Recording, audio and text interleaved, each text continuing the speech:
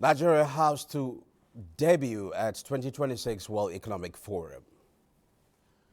Foreign exchange reserves at $4.39 billion in 1 year. 1.8 million barrels per day oil benchmark for 2026 achievable, says Ojulari. Oil gains as investors weigh Middle East tensions. Asia Pacific markets trade mixed in final week of 2025. The program is Business Express, reaching you from Abuja, Nigeria's capital. I am Musa Abubakar, your guide.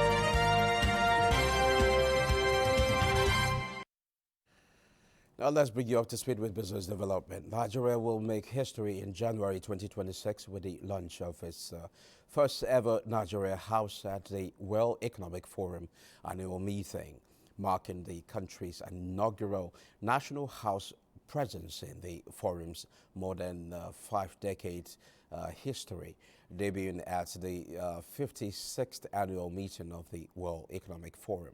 Nigeria House Davos will serve as Nigeria's official national engagement platform throughout the 5-day Davos week, providing an invitation-only space for investment engagement, policy dialogue, strategic partnerships, and cultural exchange with global stakeholders.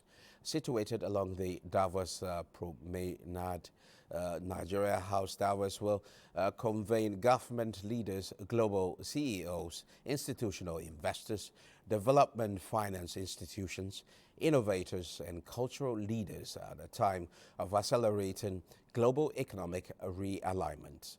Nigeria's focus is on deepening reforms, strengthening foreign direct investment pipelines, and translating global interests into real economic outcomes.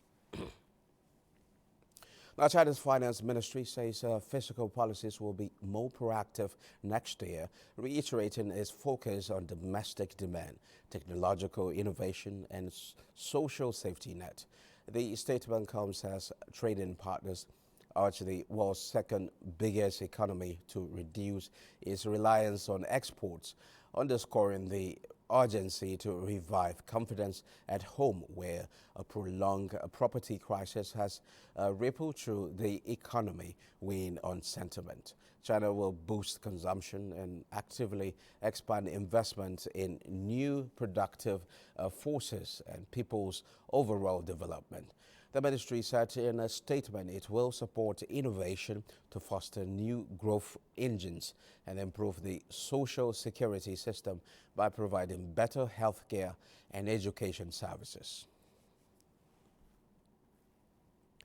Nigeria's external reserves grew by $4.39 billion between December 23rd, 2024 and December 23rd, 2025, according to data sourced from the Central Bank of Nigeria. In a statement during this period, the CBN said reserves have continued to strengthen in 2025, while the first quarter figures reflected some seasonal and transitional adjustments, including significant interest payments on foreign-denominated debt. Underlying fundamentals remain intact, and reserves are expected to continue improving over the second quarter of the year. In the second half of the year, the reserves maintained steady appreciation, rising to $39.35 billion in July and crossing the $40 billion mark in August to close at $41.30 billion. They appreciated by about 2% in September to close at $42.35 billion. The data showed that Africa's most populous countries' foreign reserves grew by 7.28% on a month-on-month basis. Now, the combined scale of China's exchange-traded funds ETFs has hit a record 6.02 trillion yuan, up more than 2.2 trillion yuan from the end of last year. Shanghai Securities, citing data from Choice, a financial information provider, said China introduced its first ETF in 2004. The market has expanded rapidly in recent years, with total ETF assets exceeding 4 trillion yuan. Large ETFs have grown rapidly, with the number of funds managing over 10 billion yuan increasing to more than 120, up from just 6 at the end of last year. How much is the Naira exchanging for other currencies? Let's see.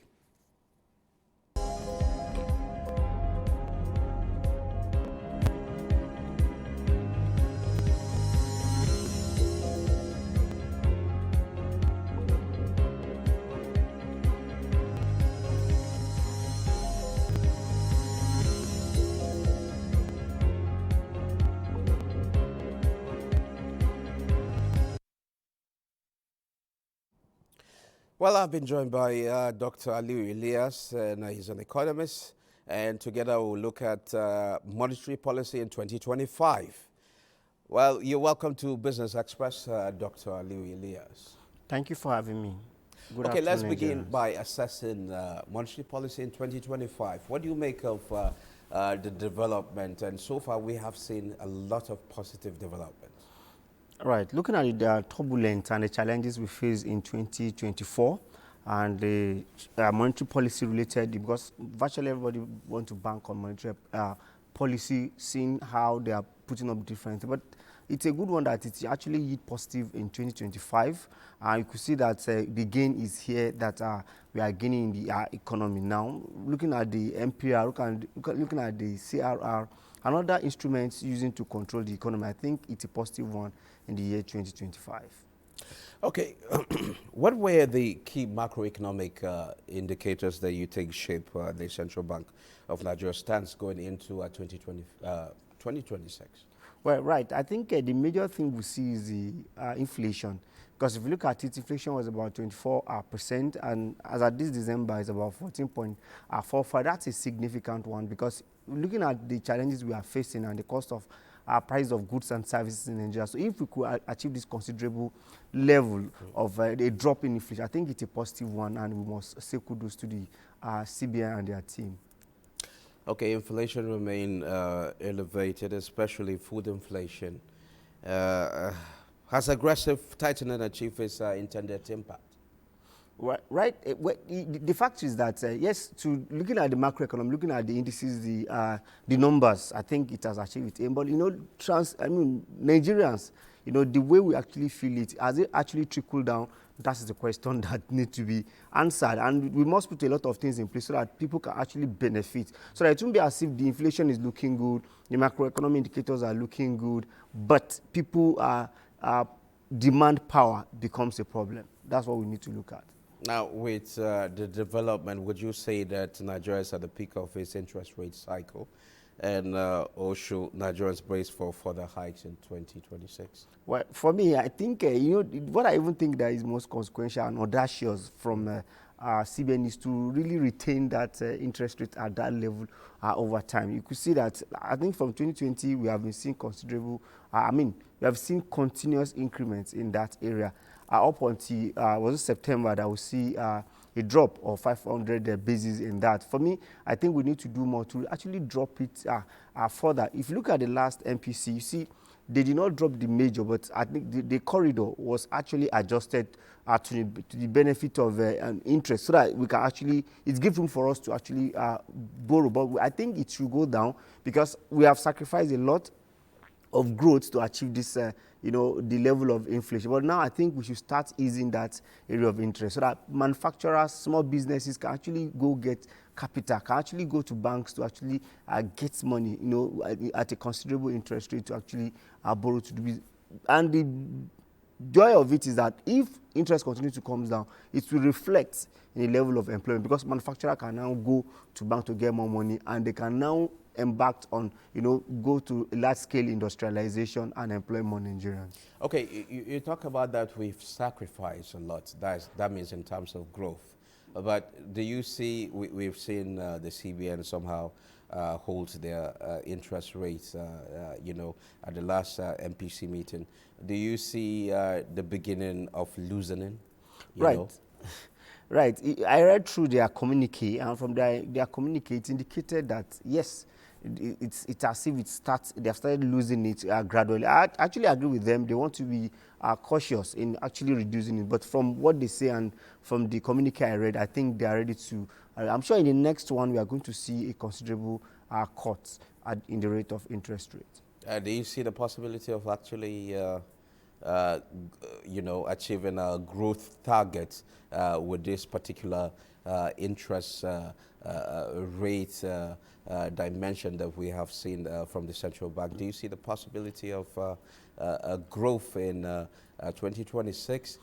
Because when you look at the interest rate, you said, just as you said earlier, we sacrifice a lot because we had to tighten, and that leaves MSMEs at a disadvantage level because of the high interest rates and things like that. So do you see the possibility of,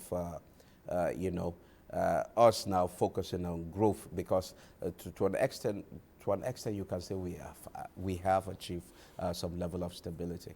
Yes, having achieved this level of stability for like 8 months now, I think it's time for us to look at growth, because if our stability cannot actually translate to growth, that simply means the tools are not effective as expected. But from all indication, I'm sure by the first quarter of 2026, I'm sure there's going to be a rate cut, and we expect the rate cut to continue to an extent. I'm sure by so doing, we'll now start seeing growth as it were from those stabilities, because stability need to move from stability to actually some level of growth, because people can now predict the economy, people can now bring their money to invest. If interest rate also come down, that simply means that people can now bring their money and have confidence in the economy. So I see the positive part of it in the first quarter and second quarter of 2026. So far, 16 banks have met the CBN recapitalization requirements. What does it tell you about Nigeria's banking sector, resilience and stability? What does it tell you towards achieving, if we could possibly link it to achieving the $1 trillion economy? Well, looking at the challenges the Nigerian economy is going through, you will discover that banks are smiling compared to other sector of the economy. And if you even look at GDP, you discover that service sector is taking the lead. And when you say service sector, you're looking at stock exchange, you're looking at banks, and you're looking at portfolio investment. I have the confidence that majority of Nigerian banks are going to meet up with that. Unlike what we have, was it 2004, whereby some 2-3 banks need to come together, some banks need to go out of business. I don't see that happening in this. And also there is ample opportunity for them to, source for money, go to capital market and a lot of things. So I think it's a good one. Nigerian banks are strong, and I have the confidence that they will all meet up as it were. Okay, now how would you compare the coordination between the fiscal authority and the monetary authority compared to what we have seen in the past? Right. In the past, it's so sad that sometimes we see that the fiscal head will say, I don't know what is going on in CBN. You also see the way things are being stifled in the past. But I think there is a good handshake between the fiscal policy and monetary policy at this point in time. We only have a challenge in terms of budgetary. You know, if you look at our budget, you cannot actually have a clear cut and clear understanding of Nigerian budget, especially from 2024 to 2025. You see that, you know, when this rolling over is what we actually get. And I think it's very, very critical we look at that, because there are strong components that actually affect the economy. You recall that the recurrent expenditure will start as soon as we have January 1st. You know, even though it costs federal government to go to Ways and Means, CBN, to get money to start. You also agree with me that debt service is what we do not have choice to avoid. Is an obligation that we must actually look into. But if you look at the capital component of the budget, it becomes something that we don't take serious, if I'm permitted to use that language, simply because if there is any shortage in revenue, Nigeria revenue target is about 36 or 35 trillion naira now. If anything happens and we have short of that, the only place it's going to affect will be in capital expenditure. And you recall that capital expenditure is what the whole Nigerian benefits from, because it's the one that covers social infrastructure like road, education, health, and other social infrastructure. So I think government need to look at that area and make sure that once it is January to December to January budget, or January to December budget, we should look at it critically. And I think the bulk of it fall into the hands of the National Assembly. They must do their oversight function as expected, and we must make sure that the budget is achieved at least. You know, in the past, you see that before you even pass a budget, you come and tell us how many percentage, what's the level of performance of the budget. But we've not seen that in recent time. I think the president and our National Assembly need to do more to have a good budget for Nigerians. $45 billion in reserves. We've crossed that particular mark. And we have like more than 10 months cover of imports. What do you make of this development? Right, and I think it's looking at 2026. Right, how do we sustain this particular trajectory? I think it's a very, very good way. You can see I put on smile for Nigerians to have up to that in the foreign reserve. That simply means we are strong, and the supply side of dollar, like we usually have the issue of foreign currency. I think with that we are now strong. Also, you remember we have more diaspora, remittance. So that really helps us. I think it's a good one, and that's another score for this government and the CBN governor, because if we can actually work on that and have such amounts in the foreign reserve, I think it's a good one. It brings confidence. It also helps our foreign exchange. Thank you very much, Dr. Ali Williams. It's been a pleasure talking to you. Thank you for having me. Now, the Nigerian Incentive-Based Risk Assurance System for Agricultural Lending, NASL PLC, said it approved credit guarantees covering more than 100 billion naira in loans and investments for agriculture and agribusiness in 2025, its highest annual total to date, as lenders increasingly lend on risk-sharing tools to expand exposure to a sector long viewed as too volatile. The guarantees, which back loans extended by partner financial institutions rather than direct lending by NASL, help unlock financing for activities spanning commodity exports, agro-processing, input supply, primary production, storage, warehousing, and logistics. The institution said the milestone reflects a shift among banks from caution to growing confidence in Nigeria's agricultural value chains. Nigeria remains Africa's largest producer of palm kernel and its byproducts, and is among the top 5 producers in the world. Despite the many challenges in production and processing, rural communities in the southern part of the country are earning a living through value addition of palm kernel products. Musa Babalu, who visited several communities in the South and Southeast regions, reports that some farmers are benefiting from the federal government's intervention under the Renewed Hope initiative. The lush southern parts of Nigeria, palm trees stand tall as timeless guardians. They create a beautiful landscape that touches both the eyes and the heart. From the coastal areas of the Niger Delta to the rolling hills in the southeast, palm trees have long been a major source of income for local communities. Every part of the palm tree, from the fruit to the kernel and the shell, has economic value. It benefits not only the people but the whole country. Favor Christopher, a mother of 7 and a widow, is one of thousands of women making a living this way in Akwa Ibom State, south of the country. She and other traders do not focus on palm oil. Instead, they work with the kernel, the shell, and the seeds inside. After the oil is extracted, they dry the kernels, bring them to places like this, crack them open, and remove the seeds. Like if I buy like 10 bag of the kernel, if I finish doing like 20k on top would be my gain.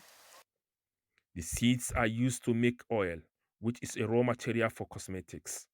The shell are used to manufacture brake pads for vehicle, among other products. By the time we get the seed, we put it in a bag and we weigh it. It will give us how many pounds. Whatever pounds we get from it, we calculate it from there and sell it and get our money. And then the people that buys it equally takes it to go and process it and get the oil from the palm kernel, and where we equally have the shaft that we are selling to those who are doing industrial production of brake pads.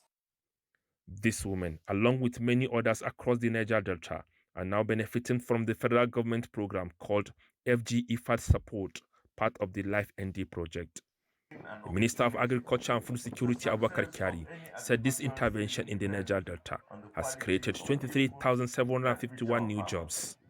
This includes 12,526 jobs for women, helping to promote gender equality and boost the rural economy. From Uyo, Akwa Ibom State, Musa Baba Ali. Time to see prices of other commodities.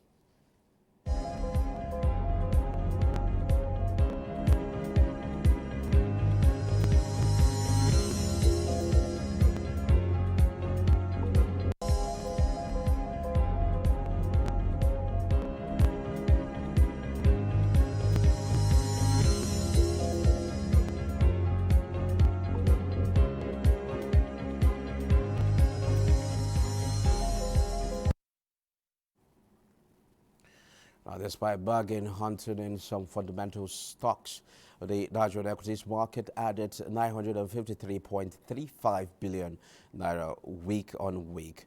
Olaika Joe has details on how stocks in Nigeria fared last week. The NGX All-Share Index and market capitalization appreciated by 0.97% to close the week at 153,539.83 basis points and 97.890 trillion naira. The market opened for 3 trading days last week as the federal government declared Thursday, December 25th and Friday, December 26th, 2025 as public holidays to commemorate Christmas celebration. Meanwhile, a total turnover of 2.876 billion shares worth 63.832 billion naira in 80,229 deals were traded by investors on the floor of the exchange. The financial services industry led the activity chart with 1.984 billion shares valued at 32.680 billion naira in 31,632 deals, contributing 68.99% and 51.20% to the total equity turnover in volume and value. The investment industry followed with 208.695 million shares worth 2.264 billion naira in 640 deals. The conglomerates industry took the third place with a turnover of 147.002 million shares worth 6.085 billion naira in 1,676 deals. Trading in the top 3 equities, Abe Mortgage Bank, VFD Group, and Custodian Investment PLC accounted for 1.471 billion shares worth 14.684 billion naira in 1,093 deals, contributing 51.15% and 23% to the total equity turnover in volume and value. A total of 586,286 units of exchange-traded products valued at 58.597 million naira were traded in 661 deals. For bonds, a total of 32,000 952 units valued at 34.276 million naira were traded in 21 deals. On summary of price changes, 44 equities appreciated in price during the week, 30 equities depreciated, while 73 equities remained unchanged. Olayinka Ojo for Business Express. From the local capital market, we head to global stock market where Asia Pacific markets traded mixed on Monday as investors kick off the final trading week of the year. Maria Dozakari is standing by for details. Maria, is over to you.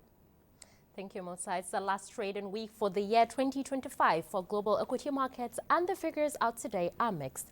Looking at Europe, stocks started the final trading week of the year mostly flat. DAX of Germany slid 0.04%. We have FTSE higher at 0.17%, and the CAC of France is up 0.14%. In Asia, markets were mixed on Monday as investors kicked off the year's last stretch of trading.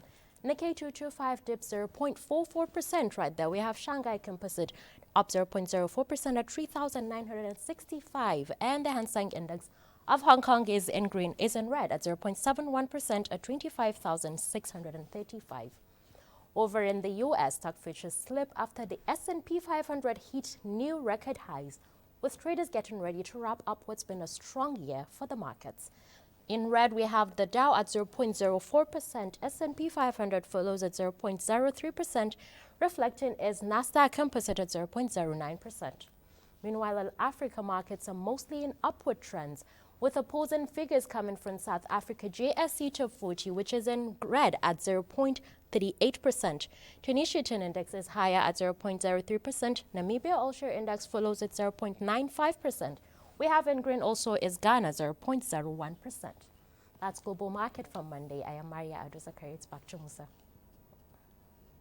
Thank you, Maria, for that update. Well, Business Express returns tomorrow at 9:30 a.m. Thanks for watching. Enjoy the rest of your day.